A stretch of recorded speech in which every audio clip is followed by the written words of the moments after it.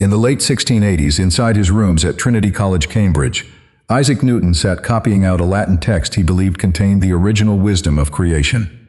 Not the Principia, not the Optics, but something older still. He titled his English version with the line, "'Tis true without lying, certain and most true," and he kept it private for the rest of his life.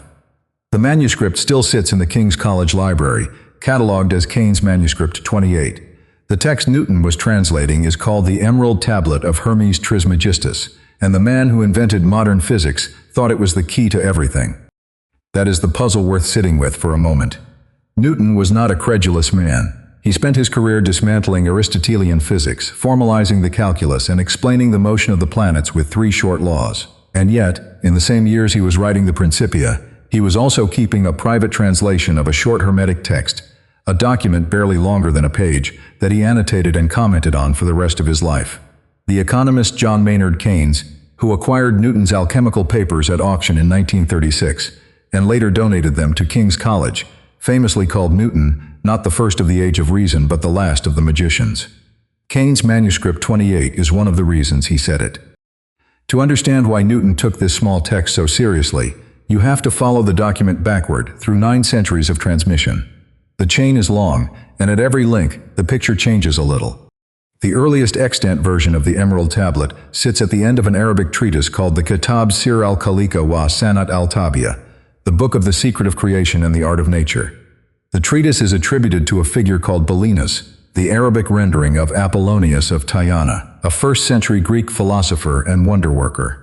Scholars who have studied the text place its composition somewhere between the late 700s and the early 800s of the Common Era, in the early Abbasid Caliphate, possibly under the reign of Al-Mamun. Inside the treatise, Balinas frames the tablet as a found document. He claims he discovered it in a vault beneath a statue of Hermes in his native Tyana, clutched in the hands of an old corpse seated on a golden throne. The story is almost certainly fictional, but the text it frames is the oldest copy of the tablet we possess. Around the same period, the Arabic alchemical corpus attributed to Jabir ibn Hayyan, known to medieval Europe as Geber, also references the tablet.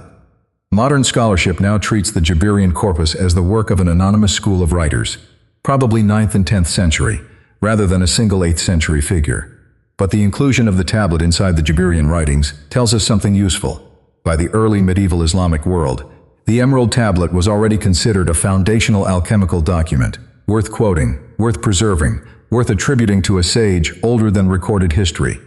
From the Arabic world, the text moved west. In the middle of the 12th century, a Spanish priest named Hugo of Santalla, working in the cathedral city of Tarazona in northern Spain, produced a Latin translation of the Book of the Secret of Creation. His Latin version, sometimes dated to the years around 1145, brought the tablet into the bloodstream of medieval European alchemy.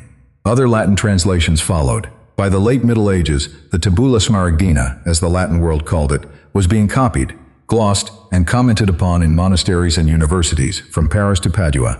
500 years after Hugo, a copy of one of those Latin versions ended up on Newton's desk in Cambridge. So what does the document actually say? The text is brief, no longer than a single page, structured as a series of declarative statements without argument or proof. It opens with the line Newton translated as "'Tis true without lying, certain and most true." Then its famous proposition. That which is below is like that which is above, and that which is above is like that which is below, to do the miracles of the one thing. This is the as above so below formula. And it would echo through Western esoteric literature for the next 900 years. The tablet then describes a cosmogony in miniature. All things, it says, were made from one thing by the mediation of one, and so all things have their birth from this one thing by adaptation. It names the elemental parents of the one thing in language that is half poetic and half operational. The sun is its father, the moon is its mother, the wind has carried it in its belly, the earth is its nurse. From this one thing, properly worked, comes what the tablet calls the father of all perfection in the whole world, the medicine of every imperfect thing, the agent that can transmute the gross into the subtle. The closing passage makes a striking claim. The text promises that whoever masters this operation, the operation of the sun, will possess the glory of the whole world, and all obscurity will flee from him. The tablet then signs itself, in some versions, with the line that is complete which I have said concerning the operation of the sun. That is the document, a short cosmological statement, a recipe and code, and a boast. For medieval and early modern alchemists, every line of this text was loaded. The one thing, the prima materia, was the universal substrate they believed underlay all matter. The operation of the sun was the alchemical process, often associated with the production of the philosopher's stone. The phrase "as above, so below" was understood as the foundational principle of correspondence. The idea that the same patterns repeat across every level of reality, from the heavens to the body to the laboratory vessel. To master the small was, in some sense, to master the large. If you are finding this useful, there are more videos like this on the channel. Now, the harder question: who actually wrote this document, and is any of it really ancient? There is no surviving Egyptian source. There is no surviving Greek source. There is no Latin version that predates Hugo of Santalla in the 12th century. The earliest copy in any language sits at the end of an 8th or 9th century Arabic treatise written under the pseudonym of a 1st century Greek wonderworker, who claimed he found it in a vault beneath a statue. The chain of attestation does not reach into antiquity. It begins, as far as anyone can document, in the early Islamic world. The figure to whom the tablet is attributed, Hermes Trismegistus, has a similar problem. The thrice-great Hermes was a Hellenistic composite formed when Greek settlers in Ptolemaic Egypt identified their messenger god Hermes with the Egyptian god of writing and wisdom, Thoth. The two were worshipped together at Hermopolis, the Greek name for the old Egyptian city of Khmenu. The Hermetica, the body of texts attributed to him, was largely composed in Greek in the first 3 centuries of the Common Era. In 1614, the classical scholar Isaac Casaubon analyzed the language of these texts and concluded that they were the product of late antiquity, not of ancient Egypt. That dating has held up. The Hermes who supposedly authored the Emerald Tablet was, almost certainly, a literary persona invented by Greco-Egyptian writers 1,000 years after the pharaohs of the Old Kingdom were dust. This is the part of the story that requires a steady hand. The Emerald Tablet, taken as an ancient Egyptian document, overreaches. The provenance does not hold. There is no inscription on a tomb wall, no papyrus in a desert cache, no temple library scroll that contains it. The earliest version is Arabic, the earliest commentary is medieval, and the figure of Hermes Trismegistus is a Hellenistic invention. And yet Newton kept his copy. So did almost every serious European alchemist for 5 centuries before him. Why? Part of the answer is that early modern natural philosophers were not yet drawing the sharp line we now draw between science and esotericism. Newton's contemporaries Robert Boyle and Robert Hooke also worked on alchemical problems. The transmutation of base metals into gold was, in their world, a legitimate research question. Behind it sat a serious metaphysical claim. If all matter shares a common substrate, the prima materia, then in principle one form of matter could be reorganized into another. The tablet, with its talk of the one thing from which all things descend, was a compressed statement of that metaphysics. Newton, reading the Latin, was not reading mysticism for its own sake. He was reading what he took to be an ancient theoretical text on the structure of matter. Newton's commentary on the tablet, also preserved in Kane's manuscript 28, is dense with annotation. He marked passages, suggested glosses, and tried to map the obscure Latin term telesmi onto a coherent operational meaning. He chose to render it as the father of all perfection in the whole world, sidestepping the literal sense that had baffled earlier commentators. This was not a casual exercise. The notes show a working scientist treating an old text the way he treated the Principia, line by line, looking for the underlying structure. Part of the answer is also that the tablet operates on 2 levels at once, and the alchemists knew it. On the surface, it is a recipe for working with substances in a vessel. Beneath that, it is a parable about the transformation of the soul. The same operation that purifies metal can, in the right hands, purify the practitioner. The work in the laboratory and the work on the self were understood as mirrors. Carl Jung, writing in the middle of the 20th century, picked up exactly this thread. In his late work, especially the volume titled Mysterium Conscientius, he argued that alchemy was, at its core, a projection of unconscious psychological processes onto chemical substances. The quest for the philosopher's stone was a quest for psychological wholeness. The Hermetic principle of correspondence, as above so below, mapped almost perfectly onto his archetypal psychology.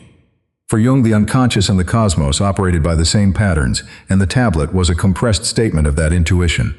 Jung's interest was not antiquarian.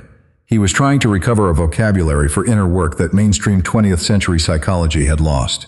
The alchemists, he argued, had been describing the same psychological processes his patients were undergoing in analysis, only in symbolic and projected form.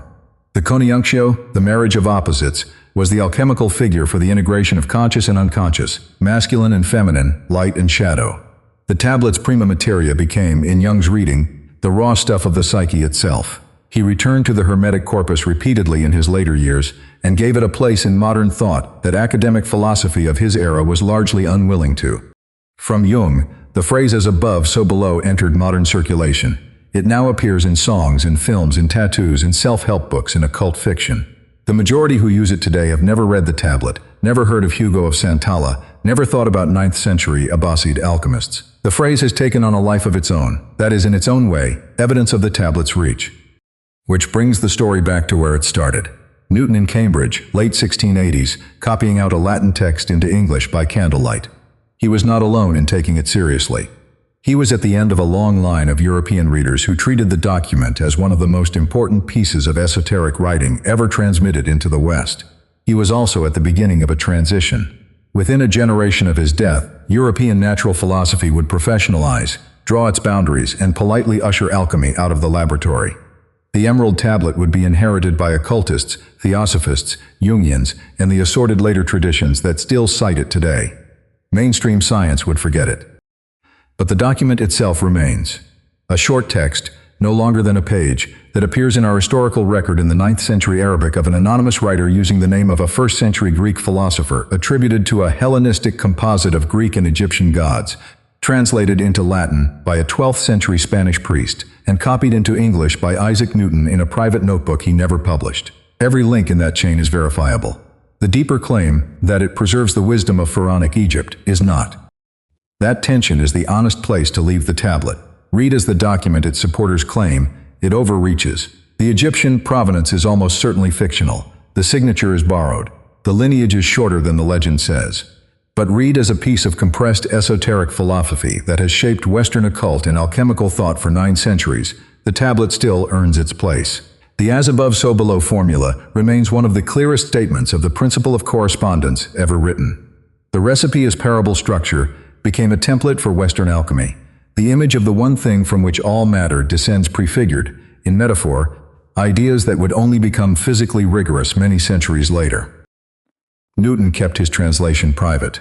He never published Cain's manuscript 28, never let his contemporaries know how deeply he had read the Hermetic corpus, never quite reconciled the magus inside him with the natural philosopher he showed to the Royal Society. After his death, the alchemical papers were boxed up and forgotten until Keynes bought them at auction 2.5 centuries later. They are now searchable online, freely available,